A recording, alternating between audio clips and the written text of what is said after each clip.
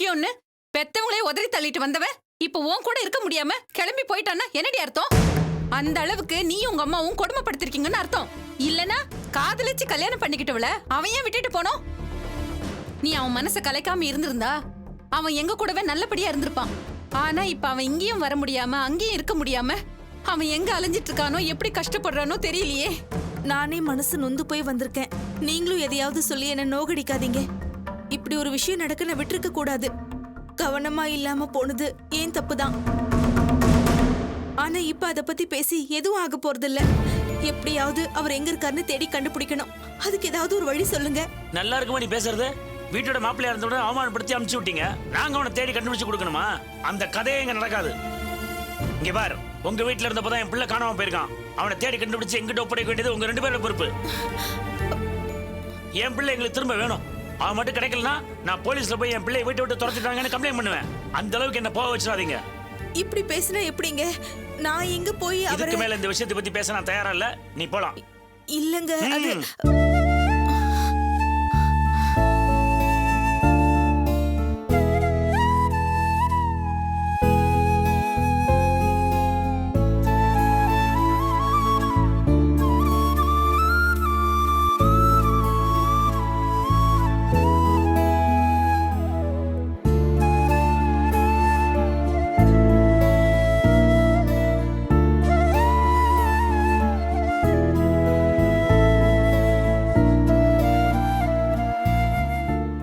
போயிட்டாலேமா, நீ ஏமா இன்னொரு மாதிரியாவே இருக்க? இல்லங்க, என்ன இருந்தாலும் அவ புள்ளதாச்சி பொண்ணு. அவகிட்ட இப்படி கடுமையா பேசிட்டோமேன்னு மனசுக்கு ரொம்ப கஷ்டமா இருக்குங்க. எனக்கு மட்டும் கஷ்டமா இல்லையா என்ன? ஆபரேஷன்னா வலிங்கிறது இருக்கத்தான் செய்யும். அதுக்காக தயங்கிட்டு இருந்தா வியாதி குணமாகுமா? ஆரம்பத்துல நிதிஷ் இந்த ஐடியாவை சொன்னப்போ எனக்கு நம்பிக்கையே வரல. இருக்கிற பிரச்சனை பெருசாயிடுமோன்னு பயமா தான் இருந்துச்சு. ஆனா லாவண்யா அவ அம்மா மாதிரி ஆளுங்களுக்கு இந்த ரூட் தான் கரெக்ட். இது கண்டிப்பா ஒர்க் அவுட் ஆகுங்கிற நம்பிக்கை எனக்கு இப்ப வந்துச்சு. எப்படிங்க சொல்றீங்க? பழசெல்லாம் மறந்துட்டு லாவண்யா இங்க வந்ததுல இருந்தே உனக்கு புரியலையா? நிதிஷ் மேல அவளுக்கு பாசமும் அக்கறையும் இருக்கு. ஆனா அதை வெளிக்காட்ட முடியாம ஈகோவும் பிடிவாதமும் அவ கண்ணை மறைச்சிட்டு இருந்துச்சு. ஆனா இப்ப நிதிஷ் காணலங்கிற சூழ்நிலை வந்ததும் அவளுக்குள்ள இருக்கிற பாசம் தானா வெளில வந்துருச்சே. அவனை பத்தி அவ கவலைப்படுறதும் அவனுக்காக அவ இங்க ஓடி வர்றதும் நல்ல அறிகுறியா தான் எனக்கு படுது. இங்க நடந்த விஷயத்த பத்தி லாவண்யா கண்டிப்பா அவ அம்மா கிட்ட பேசுவா. அவங்களுக்குள்ளேயே சண்டை வரும், பிரச்சனை பெருசாகும். அப்பதான் இதுக்கு ஒரு நல்ல தீர்வு கிடைக்கும். எப்படியோங்க நம்ம புள்ள வாழ்க்கையில திரும்பவும் சந்தோஷம் வரணுங்க. அதாங்க எனக்கு முக்கியம். கண்டிப்பா நல்லதே நடக்குமா, நீ நம்பிக்கையோட இரு.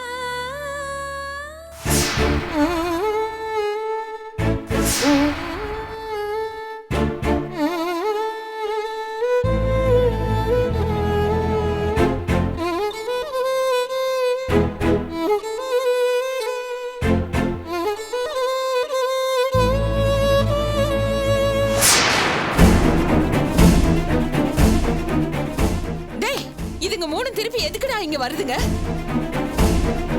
இதுங்களை பார்த்தாலே பொழைச்ச மனுஷன் திரும்ப போய் சேர்ந்துருவாரோன்னு பயமா இருக்கு. இதுங்க மூணையும் கழுத்தை பிடிச்சு வெளியே தள்ளா.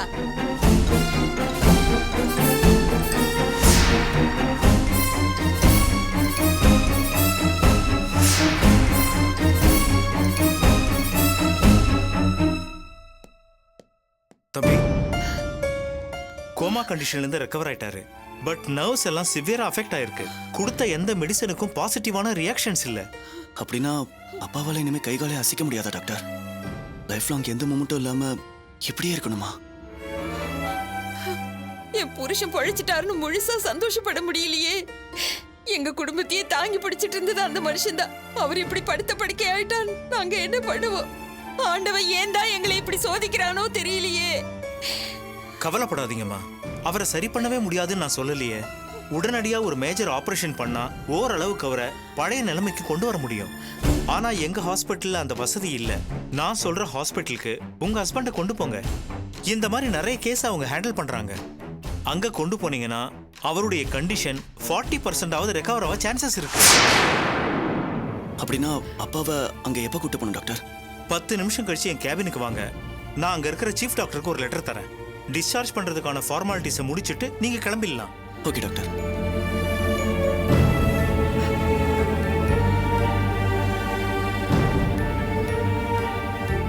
மோகன், ஒரு நிமிஷம் இங்க வாயே.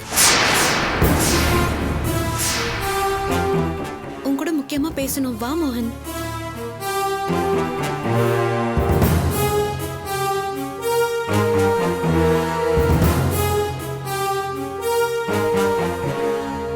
மோகன், தயவு செஞ்சு நான் சொல்றது கேட்டு நீ கொஞ்சம் டென்ஷன் ஆயிடாத. இப்போ டாக்டர் ரெக்கமெண்ட் பண்ணிட்டு போனார்ல ஒரு ஹாஸ்பிட்டல், அது லக்ஷ்மண் சாரோட ஹாஸ்பிட்டல். அவர் தான் இந்த டாக்டர் கிட்ட பேசி ஹாஸ்பிட்டல் அனுப்பிச்சு சொல்லியிருக்காரு. இதை பாருங்க. இரு மோகன், அவசரப்படாமல் ப்ராக்டிக்கல் கொஞ்சம் யோசிச்சு பாரு. இப்போ நமக்கு மாமா குணம் வரதான் முக்கியம். அதுக்கான ஸ்பெஷலிஸ்ட்டுங்களும் அதுக்கான ஃபெசிலிட்டிஸுமே அந்த ஹாஸ்பிட்டல் தான் இருக்கு. உங்க அம்மா அங்கே வந்து கத்தி ஏதாவது கூச்சல் போட போறாங்க. தயவு செஞ்சு அவங்கள இங்கேயே கன்வின்ஸ் பண்ணி கூட்டு வந்துரு. யோசிக்காத மோகன், அம்மா கிட்ட போய் பேசு. போ மகன்.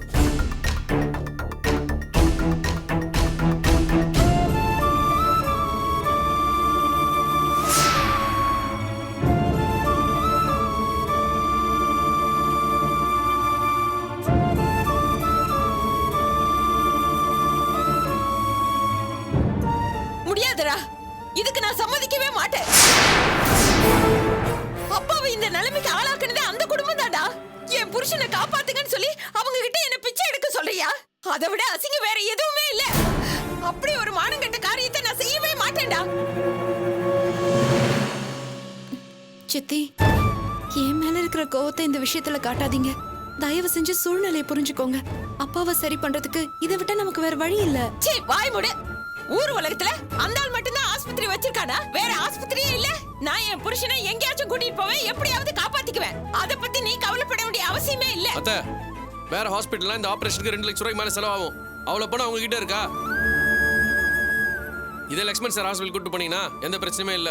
10 பைசா செலவு பண்ணாம மாமா சரிப்படுத்திடலாம். என்ன செஞ்ச பாவத்துக்கு அவன் பிராயச்சித்தம் தேடலான்னு பாக்குறானா? நடக்கவே நடக்காது. அந்த பாவத்துக்கான தண்டனைய அந்த ஆளும் அவன் குடும்பமும் அனுபவிச்சே ஆகணும். பிரைவேட் ஆஸ்பத்திரிக்கு போனா தானே காசு கேட்பாங்க. ஏன் புருஷனை ஜிஹெச் கூட்டு போற? அங்க இலவசமா ஆபரேஷன் பண்ணுவாங்கல்ல. அங்கேயும் வசதி இல்லையா? பரவாயில்ல. என் புருஷன் படுக்கையே கதின்னு கடந்தாலும் பரவாயில்ல. அவரை காலம் பூரா உட்காத்தி வச்சு நான் அவரை காப்பாத்துறேன். ஆனா உங்கள மாதிரி வெக்க இல்லாம அந்த ஆளுகிட்ட போய் கையேந்தி நிக்க மாட்டேன். ஏங்க இந்த விஷயத்துல இவ்வளவு பிடிவாதம் பிடிக்கிறீங்க? வாய் மூடு. உனக்கு எங்க குடும்பத்துக்கு என்ன சம்பந்தம்? தேவையில்லாம எங்க குடும்ப விஷயத்துல தலையிட்ட கொன்னே போட்டுருவேன். அத்தை, நீங்க கோவத்துல என்ன பேசுறீங்க என்ன பண்றீங்கன்னு உங்களுக்கே புரிய மாட்டேங்குது. தேவையில்லாத உங்க வீண் பிடிவாதத்தால இப்ப மாமாவோட உயிருக்கு ஆபத்தான போல இருக்கு. உயிரை விட காசு பணத்தை விட எங்களுக்கு மான மரியாதை தான் முக்கியம். அந்த ஆளை ஆபரேஷன் பண்ணிட்டா என் புருஷன் குணமாகணும்னா அவர் குணமாகவே வேண்டாம்.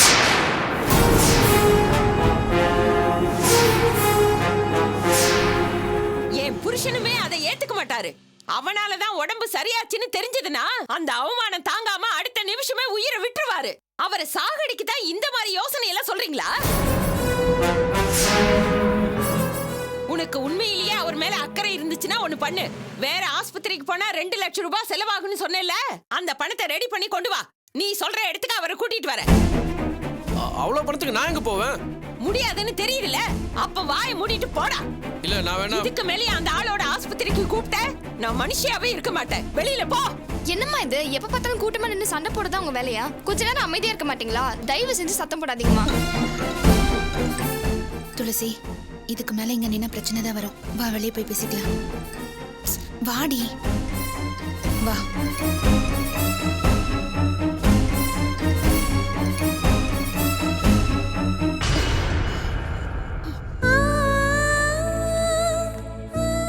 என்னங்க, சித்தியோட பிடிவாதம் எனக்கு நல்லா தெரியும். அவங்க இதுக்கு சம்மதிக்கவே மாட்டாங்க. அவங்க கிட்ட சண்டை போட்டுட்டு இருக்கிறதுல எந்த அர்த்தமும் இல்ல. நீ பணம் கொடு, நான் வேற ஹாஸ்பிட்டல் வரேன்னு சொன்னதே பெரிய விஷயம். நாம தாங்க எப்படியாவது 2 லட்சத்தை ரெடி பண்ணணும். 2 லட்சம் ரூபாய் ஏற்பாடு பண்ணணும்னா கடன் தான் வாங்கி ஆகணும். பெரிய அமௌண்ட்ன்றதுனால கேட்ட உடனே எவனும் தரமாட்டான். அப்படியே அர்ஜென்ட்னு சொல்லி கேட்டா கூட வட்டி வேற அதிகமா சொல்லுவானுங்க. வட்டி எவ்வளவுனாலும் பரவாயில்லைங்க, கொடுத்துடலாம். நீங்க எதை பத்தியும் யோசிக்காதீங்க. பணத்துக்கு ஏற்பாடு பண்ணுங்க. ஆயுசு முழுக்க அப்பாவை இந்த நிலைமையில என்னால பார்க்க முடியாதுங்க. அப்பாவை இப்படி ஆக்கிட்டோமேங்கிற நினைப்பே எனக்கு கொன்னுடும். எனக்கு என் அப்பா வேணும். அவர் பழையபடி நல்ல நிலைமைக்கு திரும்பி வரணும். அவர் என்ன மன்னிச்சு ஏத்துக்கணும். இல்லைன்னா என்னால உயிரோட இருக்க முடியாதுங்க. ஏய் என்ன பேச்சு பேசுற? பணம் தானே, அரேஞ்ச் பண்ணிடலாம். நீ முதல்ல அழாத, வா வீட்டுக்கு போலாம்.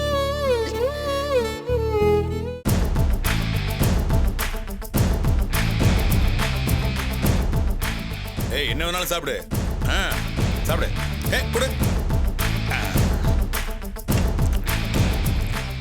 தம்பி இந்த ஐட்டம் ரொம்ப சூப்பரா இருக்கு. அண்ணா இன்னைக்கு வீட்ல இருந்து கிளம்பும் போது வெஜ் ஐட்டம் சாப்பிடுறது இல்லைன்னு சத்தியம் பண்ணிட்டு தானே வந்திருக்கேன். அண்ணா extra 2 keema balls 2 chicken rolls order பண்ணுங்க. டேய் ஏண்டா ஏற்கனவே 5 லெக் பீஸ் 4 மீன் அதோட சேர்த்து 2 ஸ்பூனை வேற உள்ள தள்ளி இருக்கிற. ஓசில கிடைக்குதுன்னு இப்படி ஓவரா திங்காதடா. தடிமாட்டு பையல கண்ணு வைக்காதடா. நான் இன்னும் ஆரம்பிக்கவே இல்லடா. எவ்வளவு பசி தெரியுமா? அப்படியா? உன்னால ஒரு கால்நடை பண்ணையே அழிஞ்சிருச்சுன்னு சொன்னாங்க. இன்னுமா அவன் பசி அடங்கல. உங்களுக்கு எப்ப பார்த்தாலும் என் மேல பொறாம தானே. போங்கடா. ஏய் சாப்பிட வந்தா வாய் அதுக்கு மட்டும் யூஸ் பண்ணுங்கடா. பலபலன்னு பேசாதீங்க, அப்புறம் எனக்கு வாந்தி வந்துடும். டேய் டேய் பந்தில பாயசத்தை ஊத்திராத, சைலண்டா சாப்பிடு. டேய் நல்லா சாப்பிடுற. நீ சாப்பிடு. எடுத்துக்க அந்த மீனையும் எடுத்துக்க. இப்படியா வெறி பிடிச்சு திம்பாங்க? இது என்ன ஹோட்டலா இல்ல ஜூவா?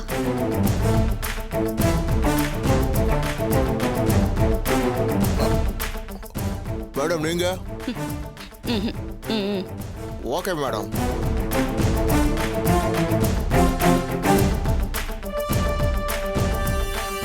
ஹலோ, தர்மன் எப்பதான் வருவாரு? மேடம் அண்ணன் வர வேண்டிய நேரத்துல கரெக்டா வந்துருவாரு. அண்ணன் செம சார்பு. வாழ்க பாரதம்.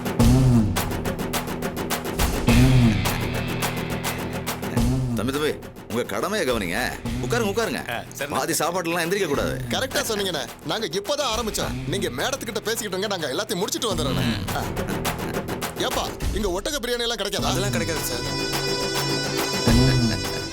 என்ன மேடம் அப்படி பாக்குறீங்க? வளர்ற பசங்கள்ல அப்படிதான். இன்னுமா வளருவாங்க? இப்பவே பார்க்க பயங்கரமா இருக்கு. மொத்தமா சேர்த்து ஒரு 2 டன் இருக்க மாட்டாங்க? விடுங்க மேடம், கண்ணு வச்சிடாதீங்க. அடிதடி தொழில்ல தின்னா தானே திருப்பி அடிக்க முடியும். சரி சரி, அது அவங்க பிரச்சனை. இப்ப நான் உங்களை எதுக்காக கூப்பிட்டேன்னா, இருங்க மேடம். தம்பி சார் அண்ணனை கொஞ்சம் கவனிங்க. சொல்லுங்க சார். எனக்கு காக்க வைக்கிறதெல்லாம் பிடிக்காது. Okay sir. உடனே ஒரு பிளேட் பிரியாணி வேணும். Okay sir. தம்பி சார். அப்படியே மீன், முட்டை, எறா, ஓகே சார். நண்டு, கடைசியா ஒரு ஆம்லெட். Okay sir. எல்லாத்தையும் ஒரே நேரத்துல கொண்டு வந்துடக்கூடாது. கடல் அலை மாதிரி ஒண்ணுக்கு பின்னால ஒண்ணா எடுத்துட்டு வரணும். Okay sir. நல்ல பசி. சாப்பிட்டே பேசுவோமே. பேசுவோமே. நான் உங்களை எதுக்காக வர சொன்னேன்னா, போன்லயே சொல்லிட்டீங்களே, பட்ட அவமானத்தை வாய் விட்டு சொல்லக்கூடாது. அப்படியே சொன்னாலும் நெருக்கமான ஒருத்தர்கிட்ட ஒரு தடவை தான் சொல்லணும். திரும்ப திரும்ப சொல்றதுக்கு அது என்ன மந்திரமா? அசிங்கம் இல்ல மேடம்? உங்களை பார்க்க எனக்கு நிஜமாலுமே வருத்தமா தான் இருக்கு. கோடி கோடியா சம்பாரிச்ச நீங்க இப்படி ஒரே அடியா தெருக்கோடிக்கே வந்துட்டீங்களே. இந்த சோதனை எதிரிக்கு மட்டும் இல்ல, எவனுக்கும் வரக்கூடாது. எப்படி இருந்த நீங்க இப்படி ஆயிட்டீங்களே. தர்மன், நான் ஒண்ணு உங்க அனுதாப வார்த்தையை கேட்டுட்டு போறதுக்காக இங்க வரல. மேடம் நான் ஒன்னும் அனுதாபப்பட்டு பேசல, ஆத்திரப்பட்டு தான் பேசுறேன். சுந்தரிங்கிற ஒரு சுண்டலி அவ உங்களை இந்த அளவுக்கு பண்ணிருக்கானா கேக்குற எனக்கே நெஞ்சு கொதிக்குது. நீங்க சொன்னீங்களேன்னு அவளை அடிச்சு அசிங்கமா பேசி இனிமே அவ உங்க பக்கம் தலை வச்சு படுக்க கூடாதுன்னு மிரட்டிட்டு வந்த.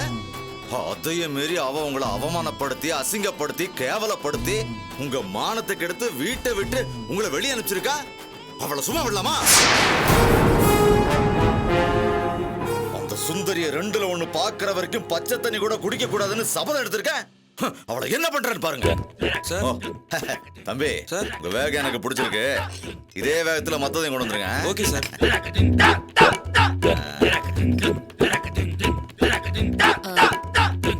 தர்மன், சொல்லுங்க மேடம். நீங்க சொன்னபடி நிஜமாவே நான் சுந்தரியால ரொம்ப அவமானப்பட்டிருக்கேன். எல்லாத்தையும் இழந்திருக்கேன். அதுக்கு பழிக்கு பழி ஏதாவது பண்ணி ஆகணும்னு துடிக்கிறீங்க. பல்லுக்கு பல்லு, கண்ணுக்கு கண்ணு, ரத்தத்துக்கு ரத்தம்னு எதிரிய துவம்சம் பண்ணி அவளை நாசமாக்கணும்னு நீங்க ஆவேசமா இருக்கீங்க. ஆமா அதேதான். எனக்கு ஒருத்தர் பிடிச்சிட்டா பொண்ணாக்குவேன், பிடிக்கலன்னா மண்ணாக்குவேன். அந்த சுந்தரியோட முடிவு என் கையில தான். இந்த தர்மனோட அதிரடி ஆட்டத்தை நீங்களே பாருங்க. அப்போ தெரியும் நான் யாருன்னு.